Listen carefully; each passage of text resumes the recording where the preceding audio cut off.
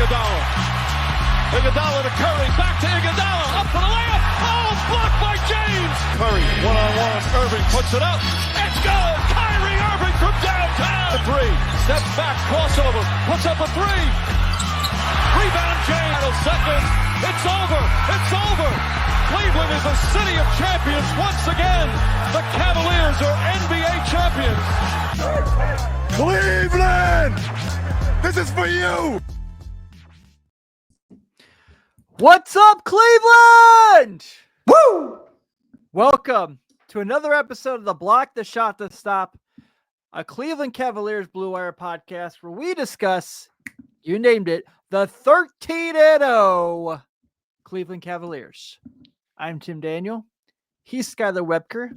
And tonight we're going to talk about a fine basketball game at the Wells Fargo Arena where the Cleveland Cavaliers played the Philadelphia 76ers and were victorious by a score of 114-106. And there's a lot to get to in that circumstance. But Skylar, I first need to congratulate you on 2 bets in a row. You are victorious because today you took Donovan Mitchell. You did a parlay. You've done our first parlay that's hit. So we point that out. You said a Cavs victory and Donovan Mitchell 4+ 3-pointers. Well, he hit 5 of them and the Cavaliers won. So you went out of the norm. You went a little creative today because Vegas was giving the Cavs all sorts of odds on this one. Yeah. So it was basically impossible to make money. And you found a +100 and you did the damn thing. So kudos. Hell yeah. Yeah, man. I was getting a little nervous there because he hit 3 of those 3-pointers there in the fourth quarter. It wasn't from a lack of trying from Donovan Mitchell. That's for sure.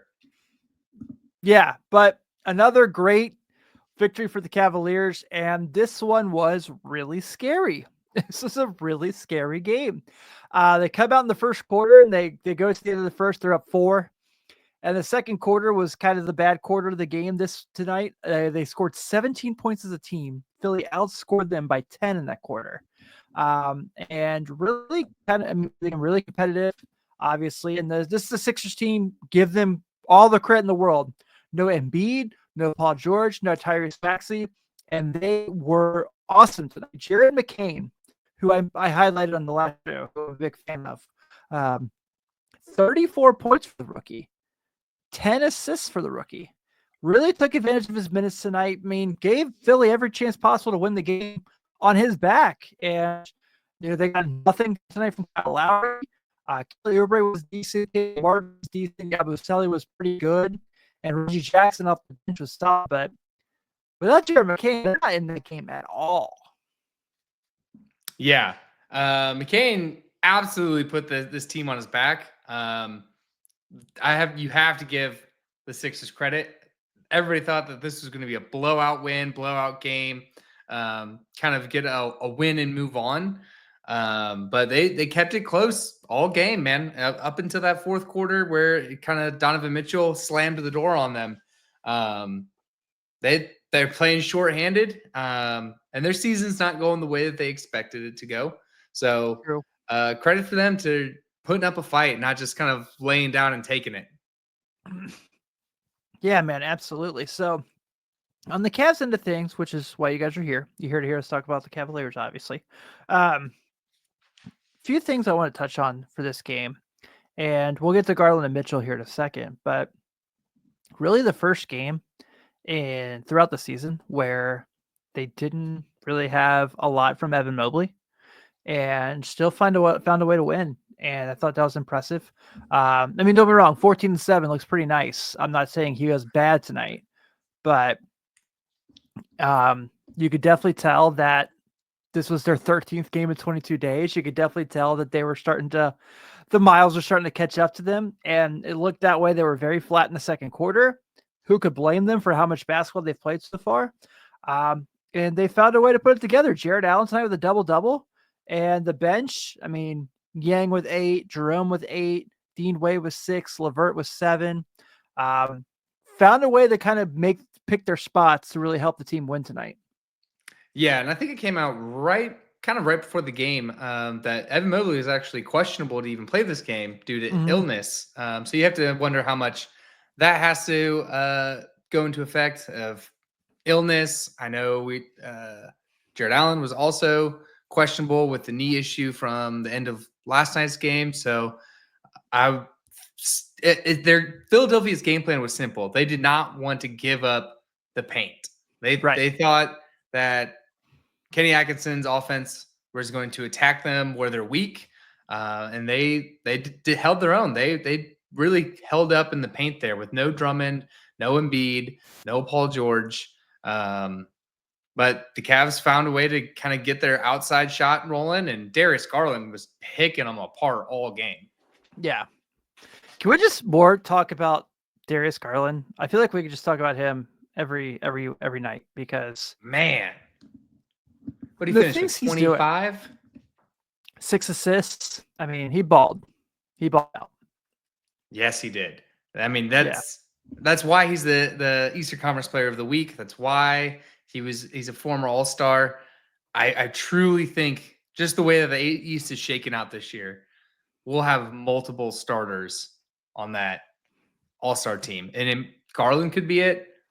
Mobley could be it. Allen could be it. It could just be the Cavs starting lineup being the All-Star starters. The Cavs and Celtics basically just merged to make like the starters for the East. I could see that. Garland, Mitchell, Brown, Tatum, Allen. If you went by numbers, that's pretty close to what it should be. Guys like Levine could obviously make a case to be in there and things like that, but that's a conversation that's a rabbit hole we can dive down, and that's a long rabbit hole. Towns can obviously be in that conversation, Brunson.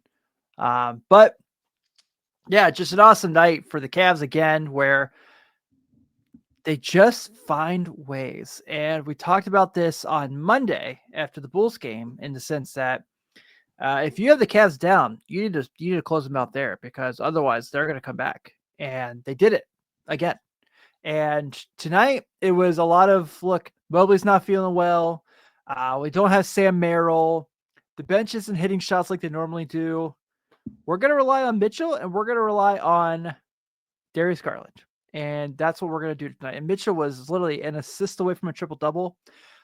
I obviously want to get into his scoring and the threes he hit down the stretch, but his rebounding tonight was great. I mean, he led the team with 13 rebounds. He got a couple long rebounds on that as well. So the box score doesn't say tell the kind of rebounds he got, but he was all over it. I mean, he wasn't necessarily crashing the glass, but he was there in the right spots. He was, like I said, he was grabbing those long boards to kind of push the pace.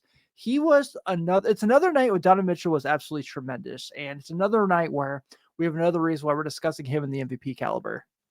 Yeah. I mean, his shooting was a touch off in that first half, and he found other ways to contribute to the game by digging in there and getting rebounds. Let me see. I think he had 2 steals. Yeah, 2 steals by facilitating for others. He was finding ways to positively impact the game outside of his scoring. And then when his scoring came around there in the third, fourth quarter, I mean, that slammed the door on the game.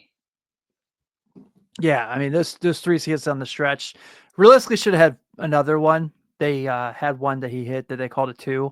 It wasn't a 2. But you know what? We'll let him have it. It didn't matter in the end. The Cavs got another win.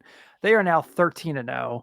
And this is nuts. We're in this point where every night we're getting on this show and we're like, holy crap, they won again. They're like, it's like, I'm listening to national pundits podcasts talking about the question of are the Cavs for real is gone now. The question has become, well, when do they finally lose? And there's a lot. That's literally like every national NBA podcast now is like, that's the conversation is, well, when's the day come that they finally lose? And it's like, well, they have Chicago on Friday. They have Charlotte on Sunday. So if you think about talent wise, you probably think they're 15-0.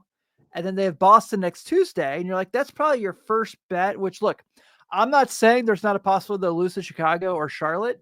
You just think like on paper, you pick them to win those games. But the fact we're at this point, Skyler, we talked about, we thought this team was going to be really good. You literally in our season preview podcast brought up the topic of where will this team rank among great Cavs teams in history? 13-0? did we think this was a possibility? No way. I thought that, hey, if they go out there and they're 9-4, we got a hell of a basketball team. Yeah, I mean they have tied their franchise record for the longest win streak tonight. So Hoopers out the gates, we have players passing all-time scorers or 3-point shot. We're tying records. We're setting records. This is a record-breaking team. Yeah, and still have a chance to get better. I mean, realistically, we're still missing Max Strus. Yeah, still missing Max Strus. Still missing that third big. We've made our opinions on that loud and clear, and Bleacher Report tends to agree with us according to their articles that came out today for the cash trade targets. But we'll talk about that on Around the Association. I think Kevin's got something brewing there, so yeah, I'll get his thoughts on that as well. So let's kind of go through the game, man, because they came out really started slow, and part of me wonders if it was kind of I don't think that Kenny Atkinson is the quote unquote play to your competition coach. I also think that's a really dumb thing. I really hate when people say that. Like, it's in all sports in general. But Philadelphia came out swinging, man. They're up 6-2 early. Cavs took a timeout, tried to get kind of back in the swing of things, really battled. And then, the first quarter, it was a 4-point game. So you're thinking like, okay, cool. And then Philly comes out in the second quarter and scores the first 10 points of the quarter. At one point had a 12-1 advantage in the quarter before Cleveland kind of gets things going again.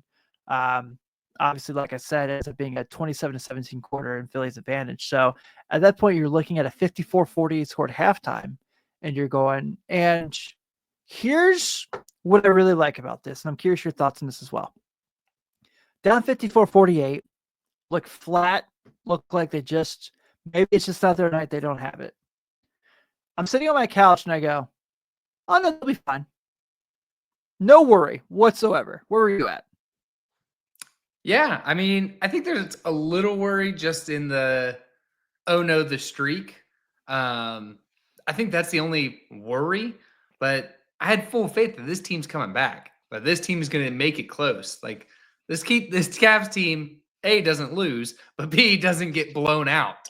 Yeah. So that's a great point. Complete faith. Yeah, I can't believe that every night I go, oh yeah, they'll be fine. No worries. They'll figure it out. I'll tell you what, though. I'm ready for some blowout wins again. I don't know. When's the next time they have a 2-day break? I feel like they haven't had. Have they had a 2-day break yet this year? They have not. Okay, they have one next week. So Friday the Bulls, Sunday the Hornets, Tuesday the Celtics, Wednesday on the second game of back-to-back they have the Pelicans, and then they don't play again until Sunday against the Raptors. So they can finally kind of like breathe. Yeah, breathe a little bit. That's nuts, man. So 13 games in 22 days. You're looking at 14 and 24, 15 and 26, 18 and 28, 19 and 29. They'll have 19 games in 29 days by the time they get to that they get to that break before the Raptors game. That's insane. Insane. Why? Like, I don't understand why they're have to play more games than any other team in the league right now. So every team goes through a stretch like this at some point. The Cavs just so happen to get the short straw. That, yeah, no kidding. Sydney says you also can breathe. Yeah, no kidding there. By the way, Bulls beat the Knicks tonight, so we're gonna get to that here in a second. Nice. Zach LaVine 31-7-8. Crazy. Wow, they beat him by 1. Yeah, good game. Towns had like 46. Wow. So back to our game, the one that's important, the reason you guys are here. Cleveland comes out in the third quarter and are just gangbusters, man. Mitchell's hitting shots. Mobley looks like he's kind of caught his breath again. He's doing his thing. Jared Allen's crashing the glass. And I think the one thing that really jumps out to me is about the third and fourth quarter, Skylar, is the Cavs have been really lucky in a lot of games this year where they really had like a bench guy or two they could really rely on to help them win games. Bench was okay tonight. Like I said, no one had double digits. No one had more than 3 rebounds. No one had more than 3 assists. So this was a night where not even the core 4. This was a night where Darius, Donovan, you got to win the game for us tonight. And they did. And I think when you look at those games like that, what's really impressive is that Donovan Mitchell didn't have his best shooting game, like you said, but found a way. And so in those circumstances, when things are like that, just having those 4 guys you can count on. And I'm probably just rambling at this point. Had a couple Woodfords before the game. But the fact that you can just rely on those guys to kind of find a way. Other than the Celtics, I don't really know any other team that has that. The Nuggets, maybe with Jokic by himself, but. Well, I think we've touched on this before with Atkinson, is with his team and the way that he coaches, they really do make in-game adjustments. They don't stick to one plan and just bleed with it. They see, all right, we're not getting in the paint tonight. We're going to have to get our mid-game going. We're going to have to get our outside shot going. They really do just make in-game adjustments. And I think that is what makes them the most difficult team to beat right now, is because you attack them one way. They are so multifaceted that they will beat you 10 other ways. It's unbelievable, man. Just the way that this team always finds a way. I don't know if I've seen this before, but it's like the LeBron team, sure. Like that 2017 Cavs team, the team that lost to Durant in the finals, is probably the best Cavs team ever. And I know they didn't win the title, but they were better than the 16 team. And this team, I think if you put them in a 5-on-5, I think would hang with them. I think would give them one hell of a battle. Yeah, that 17 team with Clarkson and Nance coming off the bench, like that was 18, but was that 18? Yeah, oh, you're right. It was because Kyrie yeah. was still on that 17 team. Yeah. So 17 was basically all those guys from 16 a year older. And who else did they bring it? Mike Dunleavy was on the team for like a short time. God, Mike Dunleavy. Let's see. Darren Williams came to the team. Yeah. And then the center that played 47 seconds. Andrew Bogut. Bogut, yes. Signed with the Cavs, played 47 seconds, and was done. Broke his leg, and that was it. And then going back to the Warriors, I think 2 years later, played for the Lakers next year. Yep. So, yeah, that 17 team was the truth, though. And I think this team has a chance to be better. And I'm not just trying to say that in a sense of hyperbole. I don't maybe just living in the moment. Maybe Woodford Reserve needs to sponsor this podcast. But this team is the freaking truth. And I'm so happy that we're past the is this for real conversation. And I'm so happy we're now at the how good can they be conversation. Yeah. I mean, the other part is kind of what the East is doing this year. Celtics lost again this week. So we now have a 3-game advantage over the Celtics. Between us and the 6th place team is a pretty wide gap already. It really is. That's really shocking. And then if you look at the cup, I mean, the Hawks beat the Celtics last night to get their first game. We play the Bulls on Friday. Look at me, Skyler. I'm saying we now. We're in it together. Yeah, there's now 3 teams in the East, by the way, with an over 500 record because the Magic won tonight. Point differential really matters in the cup. And right now, the point differential for the Hawks is 1. So you go so and you're saying we got to beat the Bulls by 2. Yeah, you beat the Bulls by 2 on Friday. You're in the running. You're in the running to get to the knockout rounds. But I don't know, man. It's just kind of the fact that they always keep putting these things together. Yeah, City says here 73-9 Warriors, look out. I'm not there. I'm having a lot of fun with this team. This is very, very good. But the 73-9 Warriors who didn't even have Kevin Durant yet. That's pretty crazy. But is 65 wins out of the realm at this point? I don't think so. Are you there if we win on Tuesday against the Celtics? Buddy, if they win Tuesday against the Celtics, they'll be 2-0 in the cup at that point. I don't even want to know how I'll be. It might be scary. Like if that would be 16-0 if they beat the Celtics. Yeah. Which, by the way, how many wins do you need to win an NBA championship? 16. Yeah. Huh? Yeah. Hmm? Minimum. Well, that's right. It's a minimum of games. That's the amount of wins total you need. Correct. I'm a dummy. You're not a dummy. Don't talk to yourself. But what a win tonight, man. Just the fact that they just keep finding ways. And Mitchell and Garland tonight, who were just tremendous. I don't know if they're the best team in the league. I think right now they're definitely playing like the best team in the league, obviously. And their record says they're the best team in the league.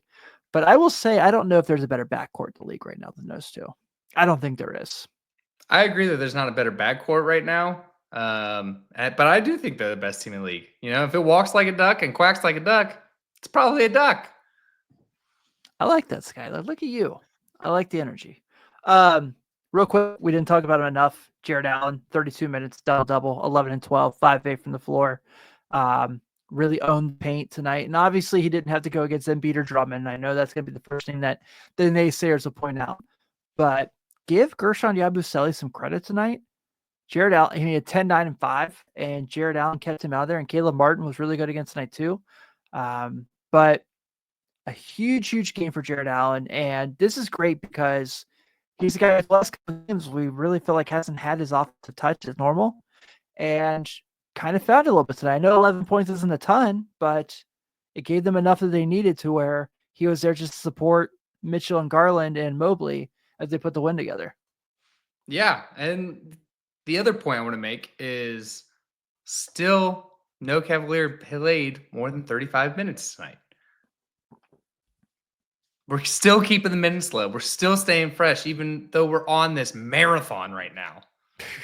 It is a marathon. I don't think about it until we turn the mics on. And I'm like, man, how many of these have we done this week? But, when you're winning, turning these mics on is awesome. And I have so much fun every night, whether it's you or Kevin, or it's you and Kevin and I'm not here. It's a lot of fun. So with that being said, we can go ahead and roll to Friday. First game of the Emirates NBA Cup. Last year it was called the in-season tournament. This year it's called the NBA Cup. I like that they gave it a name. I think that's a good idea. And they host the Chicago Bulls, the team they beat on Monday, and you and I covered. The Chicago Bulls, like I said, did get a nice win tonight in the Garden against the New York Knicks, 124-123. Kobe White and Zach LaVine balled out tonight. Actually, Kobe White was just okay. He did have a lot of points, but he shot a lot of shots. And Ayo Dosunmu, once again, really, really good. But it's going to be a really fascinating matchup because the thing I really like about the NBA Cup and a game like this particularly is, like I mentioned, point differential matters. So all 48 minutes matter. So if you're up 10 with a minute to go, you're still playing hard.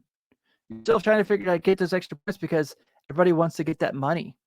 So going into this game, a team you already beat this week, this time you play them on your home court. The adjustments that you have to make because of what they saw, what you did the game before, it's going to be really, really fascinating to see how these roll out, especially this high-stakes game. Yeah, with a high-stakes game, a repeat opponent from a game apart, I think it'll be. I feel like we come in here every time we say it's going to be a close game. It's going to be a good game. This one likely will because it is a cup game, so it means for more than just record. Yeah. But thankfully, they're home, so we get to have our fans and our environment, which is deafening in there when the team is rolling. Yeah, it's going to be deafening for sure. So I feel really good about it. I think a key matchup to watch is, again, Vooch. I think that's how Vooch spaces the floor with the big men. I think that's likely the difference maker. And that seemed to be the difference maker on Monday too. And by the way, Vooch is having such a quiet year. He should really play for another team, one that like has a goal in mind, that knows what One they that want. wants to, be more than the play-in tournament. Yeah, whether it's one side or the other. Whether it's either you want Cooper Flegg or you want the title, and they don't want either. But I agree with you. I mean, he's had a really good year. I mean, he's a good player. I feel like he's kind of underrated at this point, and it was just really weird to say because he's been in the league as long as he has. Yeah, I really like that. I think that the Vooch Allen matchup is going to be a big one. I'm going to go back to the bench, especially if Sam Merrill's back for this game. I feel like the Cavs can really match the Ayo Dosunmu production, who has been tremendous for the Bulls. Like I said when we covered this game on Monday, I'm a huge Ayo Dosunmu fan. So I like seeing him play really well. I liked him a lot at Illinois. So seeing him kind of do his thing in Chicago and being the top bench guy is really nice. But if the Cavs have Merrill and they get Merrill and LeVert rolling, then that kind of cancels out anything the Bulls bench can throw at you. And not in the sense that talent-wise. I mean, I don't understand why the Bulls don't play Montas Buzelis. What do they have to lose? And that dude was supposed to be the number one pick in the draft and ended up having a bad year with the G League, and you got him at the end of the lottery. Like, that dropped in your lap. That dude is a hooper. That dude is the truth. And you don't play him. So, I don't know. Don't play him this week. I don't want him to have his breakout game against the Cavs. You don't want him to try it now? Nope. Give it a couple days. Yeah, I don't know, man. I mean, like you said, a team that's either playing for nothing or playing for something, that seems like a guy that would be towards something. Yeah. It's realistically, so the thing I always say about the Bulls, and I don't want to make this a whole Bulls conversation, is that they're a team that has too good of a roster to achieve the goals that they should want to achieve, which is being the Cooper Fleck sweepstakes. But yeah, that's just Cooper Fleck. Go get Dylan Harper. Dylan Harper and the Bulls will be absolutely incredible. But they're looking at a possibility of not only being in the play-in, but winning a couple games in the play-in and getting into the playoffs, which is not a good idea because you're playing the Cavs or the Celtics, and you're not good enough to beat either of those teams. Well, do they have any additional draft capital? Like, I feel like they only have their own picks. This is Portland pick that has been pushed back like 10 years. I don't even know what the rule is on it now, but dude, they've had this Portland pick they've been waiting for years. It was in the Lauri Markkanen, Larry Nance trade. They were the third piece. So let me see if I can pull that up real quick. Now you've mentioned it, because now I'm genuinely curious. Their pick this year, the way it stands currently, goes to the Spurs in the DeMar DeRozan trade. Oh yeah. The Spurs have two picks this year right now that they get from trades. Atlanta's pick and the Bulls pick. This is likely going to be pretty high pick or moderate to high picks. Yeah, don't be wrong. The Jazz get the Cavs pick this year, but yeah, I'm okay with that because Donovan Mitchell is worth every penny spent. Worth every draft pick you sent to them. And Lauri Markkanen. I know, for sure. You should have seen. I sent you my 2K team. I saw that. The trade I pulled off to get Donovan Mitchell, how many draft picks I gave up in my online league. This is like nerd conversation right here that our listeners probably like, shut up, Tim. But it was a lot. I'll see if I can find it. I'll send it to you. More than 5? Yeah, dude. It was all out. Sydney mentioned Wemby 50 piece tonight. We don't really talk. I mean, I know Kevin has the show that kind of talks about the rest of the league, but Wemby, not only 50 piece, but 8 made threes and 6 rebounds tonight. Wow. So I think I might have to try to make a trip to Cleveland for that Spurs game. And I think it's in January. It's on when in January? Maybe we do a live show for that one. Yeah, I do know I'm going to try to make sure I make one of the Pacer games in Indy, because I love going to that arena. That arena rules. Really? Dude, yeah. Have you never been to a game there? Mm-mm. So when you are in Columbus, how far will that drive to Indy be? 3 hours? Something like around that, yeah. Dude, Indy's arena is dope. It's like an awesome atmosphere. I've been for Pacers games and Fever games, and I'm a big Fever fan, as people know. So You're wearing it now. that's true. Yeah. Shout out to the Fever. All right. Well, we should probably wrap this up before we get out of control here. Anything you want to touch on before we get to Friday? God, I want to keep this streak alive. Mm-hmm. That's really all I got. I just want to keep winning. This is so much fun. I want the cup. I want the cup. I want the LOB. I want both of them. I want when the Cavs win the title in June that they bring the NBA Cup out too to say they swept all the titles. I want Donovan Mitchell to get some MVPs. I want it all, baby. I'm excited. I want to add on to that. I want a wire to wire. Right now, it's looking in play. I mean, the Central second place right now is the Chicago Bulls at 5-7. Oh, even in the East, we're 3 games up on the Celtics. I mean, 3 games is nothing with the long season going, but give me a wire to wire. Give me a 1990s Reds wire to wire. So you talked about the gap between the 1 and the 6 right now is 7.5. The gap between the Eastern Conference 1 seed, which is the Cavs, and the play-in is 8 games already. To put in context, we've only played 13 games. To put in context, the gap between the Oklahoma City Thunder at 10-2 in the West and the Dallas Mavericks, who are the 11 seed, is 4.5 games. Damn. So, a beaten down East, you got a shot. Make things happen. Keep winning games. Keep figuring things out. Orlando's playing better right now. You got this big Celtics game coming up on Tuesday. I'm trying not to overlook these Bulls and Hornets games to get there, but it's hard to not have that game circled on the calendar at the moment. Yeah, it's Tuesday is definitely this should be a nationally broadcasted game. Yeah. Is it? I think it is. Is it? Let me look. We really should have ended this year probably about 5 minutes ago, but Sydney's having fun. Yeah, that's all that matters. Yep, TNT game. Nice. Let's go. In the Garden. Oh my God. They have to win in the Garden. I'm going to make sure to end the show with this one quick comment here. Those who know me know this to be true. Those who have listened to my NBA podcast for 10 years know this to be true. I hate the Celtics. I hate them. Hate them so much. The 2017 Eastern Conference Finals, Game 2. The Cavs went in there and won by like 90. Was incredible. It's one of my favorite games ever. When I'm down and I'm having a bad day, I watch the highlights from that game.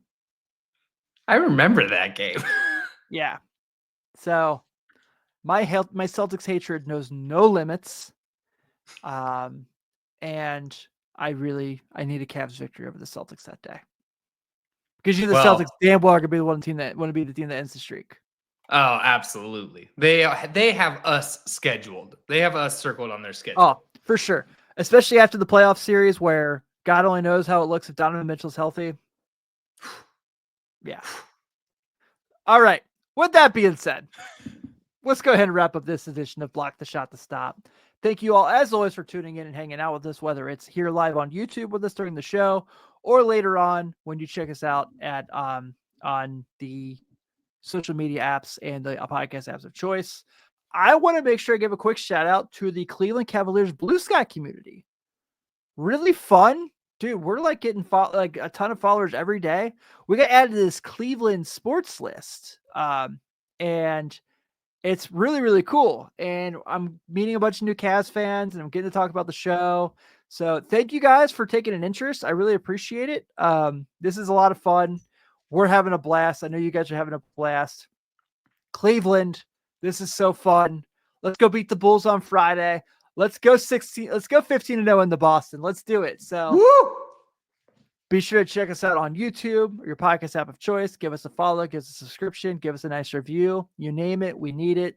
On behalf of Skylar Webker, on behalf of Kevin Lynch, this is Tim Daniel. Have a good night, and we'll see you guys Friday night.